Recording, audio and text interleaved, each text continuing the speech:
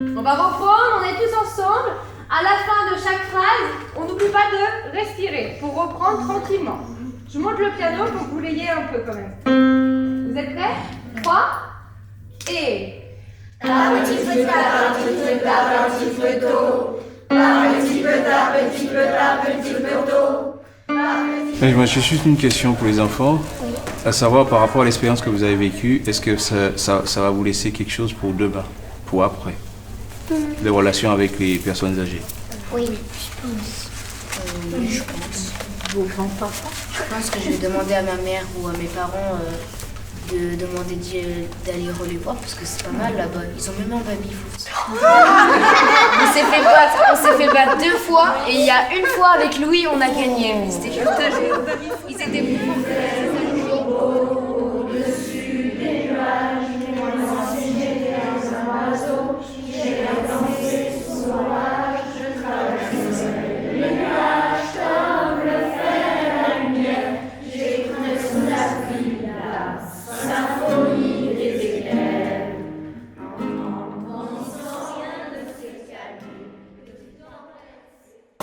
Bon. Interview 6, Allez. prise 1. Merci beaucoup. Mais non. Excusez-moi. À quel âge avez-vous commencé l'école et arrêté? Oh, de bonne heure, ça devait être 4 ans, la maternelle. Et j'ai fini à 16 ans. Moi, j'ai arrêté à 18 ans. Un plus bonheur. Moi, j'étais 15 ans. À 15 ans, je travaillais. Comment étaient vos trajets de l'école? À pied, en hiver, c'était un traîneau.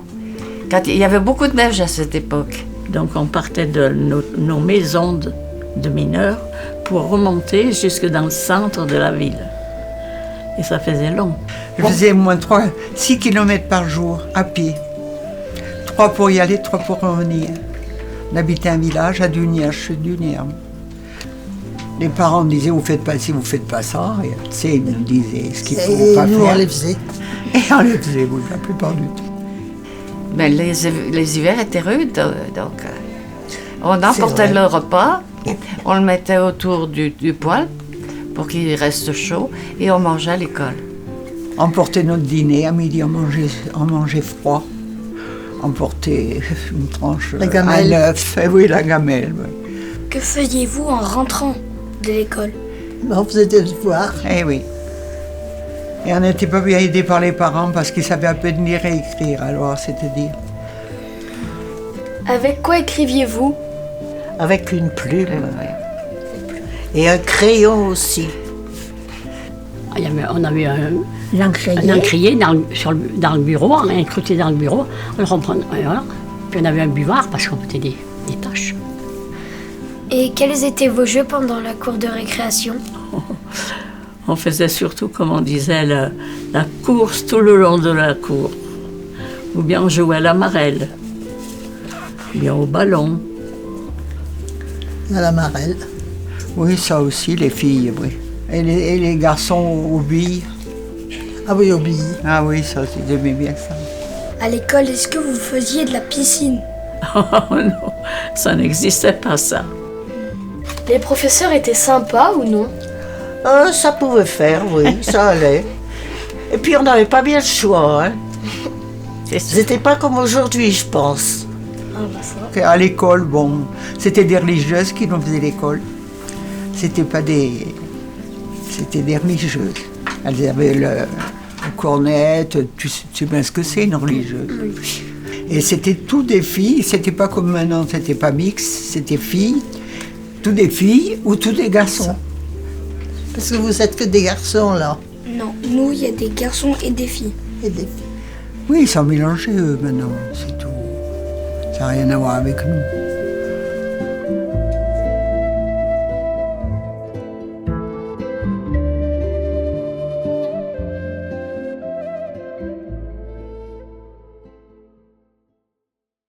Quel âge avez-vous? 87 ans. Et vous? Vous savez compter. Alors je suis née en 1934. Et nous sommes en quelle année? 2025. Oh non, mais je suis plus vieille que je croyais. Vous avez 91 ans? Voilà. Je viens de le trouver en même temps que vous.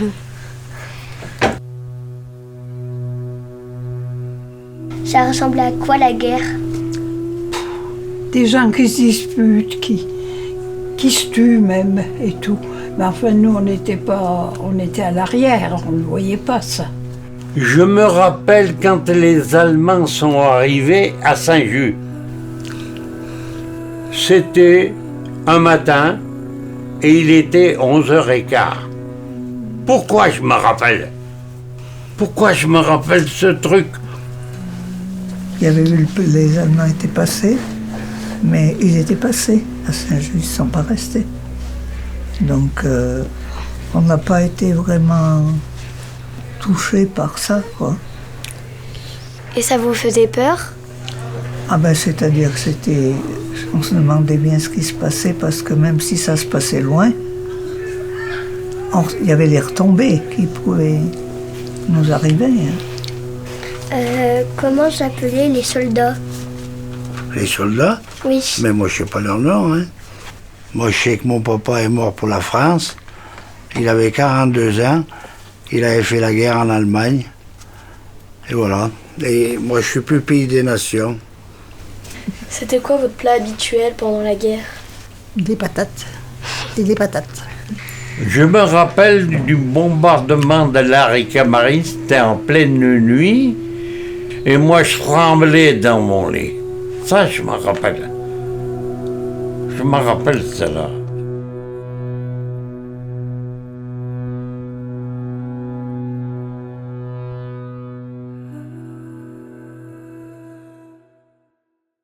Qu'est-ce qui vous a manqué de plus après avoir arrêté de travailler?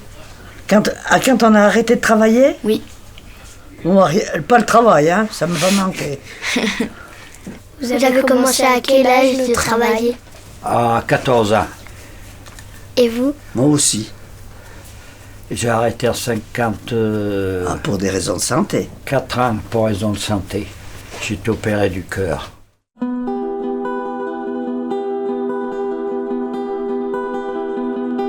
Pouvez-vous nous décrire vos tâches dans votre travail? Ah, moi j'ai été chef d'atelier. Je commandais 40 personnes. Et moi j'étais simple ouvrière. Hein. Je faisais du ruban. Moi aussi, dans le tissage. Dans le tissage, oui. On faisait tout le tissage ici. Hein. Oui. Moi, je travaillais dans les PTT, à la poste. Oula. Moi, je travaille à l'usine. Et t'as pas pris tes appareils? Et non. Ah. Vous pensez que c'est dur de rentrer dans le monde du travail? Vous pensez que c'est dur de rentrer dans le monde du travail? Oh bah, un petit peu, hein. Au début, il faut connaître ce qu'on va faire, d'abord le travail qu'il y a à faire. Bon, mais on s'y fait très vite. Que faisiez-vous comme métier? Comme métier, je faisais du velours. Bah oui, c'est vrai, j'ai travaillé dans un bar aussi.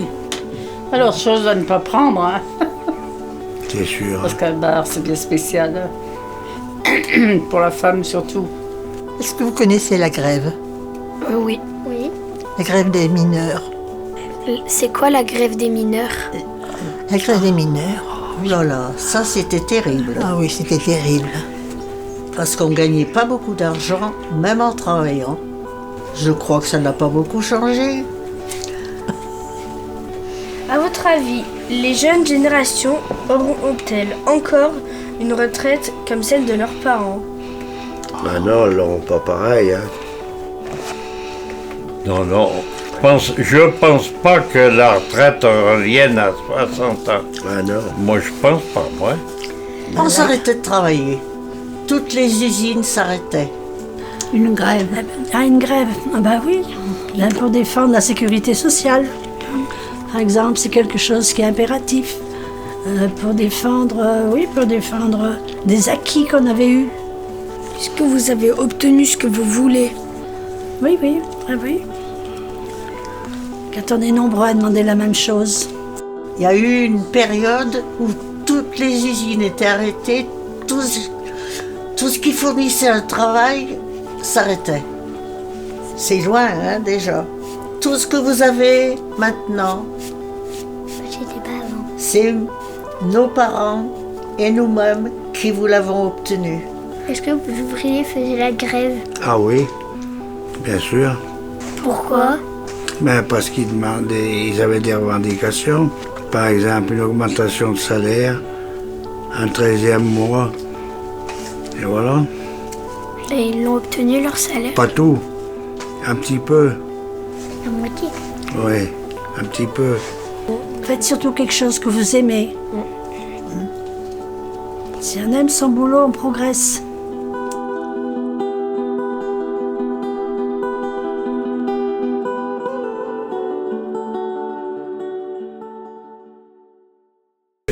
Le temps d'avant, c'était triste, hein, qu'on le veuille ou non. Hein. Hein? Non, mais le problème avec le temps actuel, on a pas mal de oisiveté, on peut faire pas mal de choses, tandis qu'avant c'était le travail, les hommes c'était au travail, les femmes c'était les enfants, la vie était casée sur très peu de choses, hein. Il n'y avait pas de temps pour tellement de loisirs. À la maison, quelles étaient vos tâches du quotidien?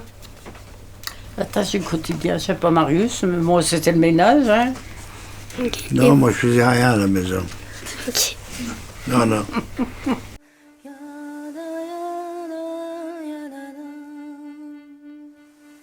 Et vous? Moi je passais juste l'aspirateur, c'est tout.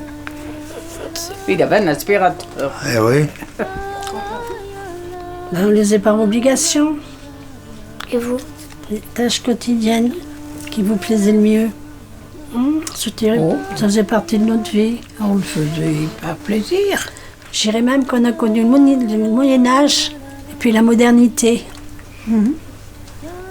Entretien de la maison, la cuisine, la lessive, élever les enfants. Le droit de vote est-il un devoir civique ou une liberté personnelle et pourquoi? C'est une grande liberté de devoir voter. C'est pas une obligation, la preuve. Mais je trouve que faut être fier de ce qu'on est dans la vie et avoir des convictions. À votre époque, est-ce que tout le monde avait un compte bancaire? Je pense pas. Ah non, je pense pas. Hein. Je l'ai eu vers les 30 ans. Et mon mari bien avant. Et on payait en liquide. Quand on travaillait, on nous donnait du liquide. Et après, ils nous ont obligés à avoir un compte bancaire. On était libre. Pas être dépendant de quoi que ce soit dans la vie. Gérer son budget, c'est une grande chose. Plutôt que dire s'il te plaît, j'aurais besoin. C'est fini ça. Et c'est tant mieux.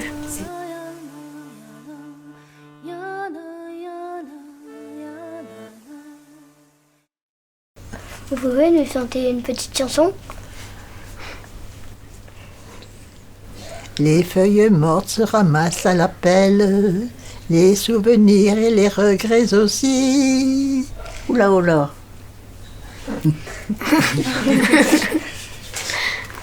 C'est tout. D'accord.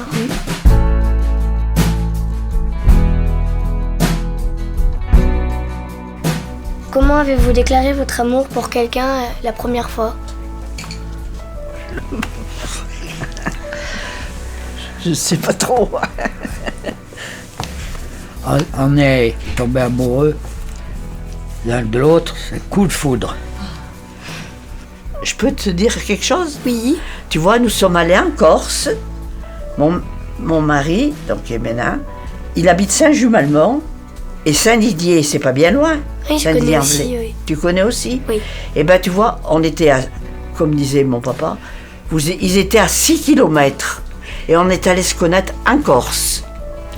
Tu vois? Vous étiez à côté et vous vous êtes rencontrés en Corse. Les voyages forment la jeunesse. Au cours d'un voyage.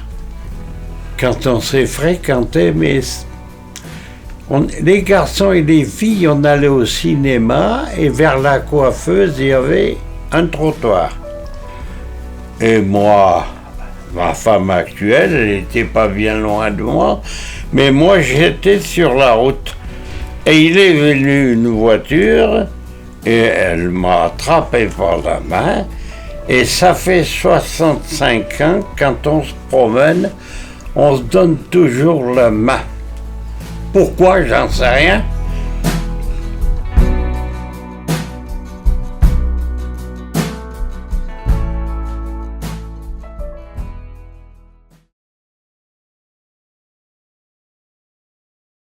Il y a un type un jour, il m'arrête, il me dit, mon petit, il faut pas chanter. Ah, monsieur, pourquoi qu'il faut pas chanter? Parce que les gendarmes vont t'arrêter. Les gendarmes? J'en ai rien à foutre, moi. Et chantons. Puisque le fils du roi même, avec mes sabots, il m'a donné pour étrenne, avec mes sabots d'ondaine. Oh, les dimanches, on allait faire beaucoup de marches. On faisait de la marche. Pas tous, hein, mais tous ceux qui marchaient bien, on faisait 15-20 km les dimanches. J'aime bien la marche, moi. Écriviez-vous des lettres? Ah oui, bien sûr. Il n'y avait pas trop de téléphone à cette époque.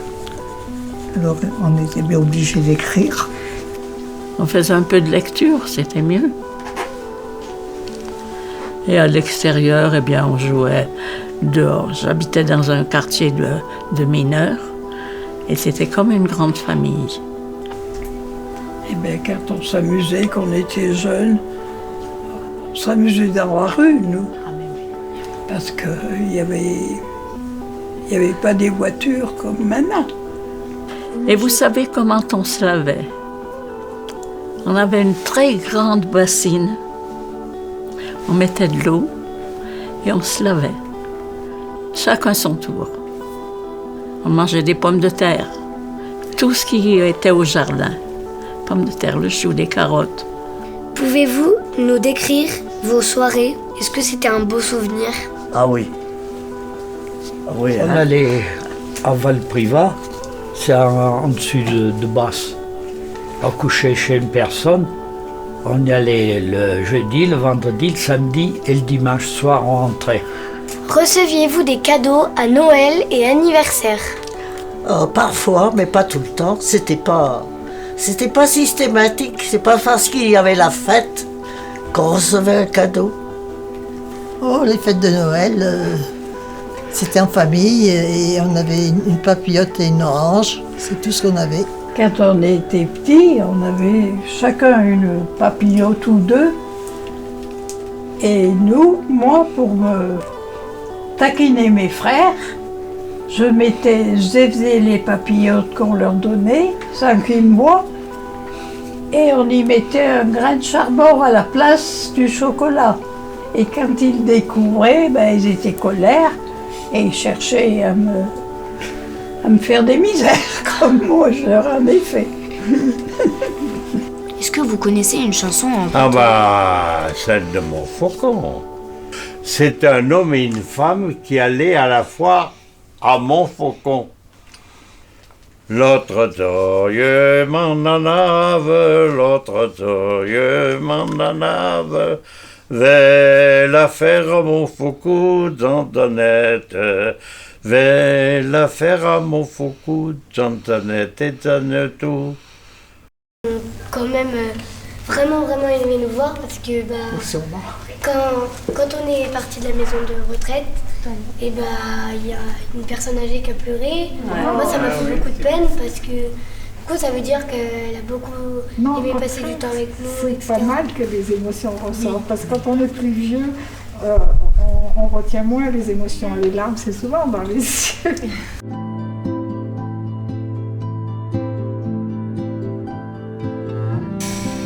Est-ce que vous disiez à vos parents comment vous allez, comment vous vous sentiez? Oh, non. Pas toujours, non. Les parents n'étaient pas pareils que maintenant. Hein? Pas pareil. Est-ce que vous partagez vos émotions tous les deux? Tous les deux? Maintenant? Ah oui? Oui. Ah oui. C'est plus pareil. Est-ce que vous partagez vos émotions, ce que vous ressentez à d'autres personnes? On aime les partager. Oui, certaines. Quelle émotion avez-vous le plus de mal à gérer? Les émotions difficiles à gérer, c'est peut-être la colère. Hein. Et nous, on dit, oh, ça va? Et elle nous dit, il y a le docteur. Et on dit, pour la petite? Non, non, c'est pour la maman, il faut que l'hospitaliser. Eh bien, on sait que regarder, il a su tout de suite que la petite serait pas à l'abandon. Mais on ne sait pas parler, ça sert à rien de parler. Parce qu'il faut jamais, j'ai appris ça dans ma vie, c'est que la vie c'est comme un escalier qu'on monte. Donc il faut toujours monter les marches, mais ne jamais reculer. Même si tu t'arrêtes un petit peu, il faut repartir plus belle. C'est important. Oui. C'est fini? Oui. Eh ben, merci. Merci beaucoup, ma chérie. De rien. Aujourd'hui, du coup, on vous a posé des questions, vous nous avez répondu, vous nous avez dit vos émotions, et du coup, nous, on a choisi une chanson, du coup, qui parle des émotions. Et il fait toujours beau au-dessus des nuages, mais moi si j'étais un oiseau, j'irais danser sous l'orage, je traverserais les nuages comme le fait la lumière, j'écouterais sous la pluie la symphonie des éclairs.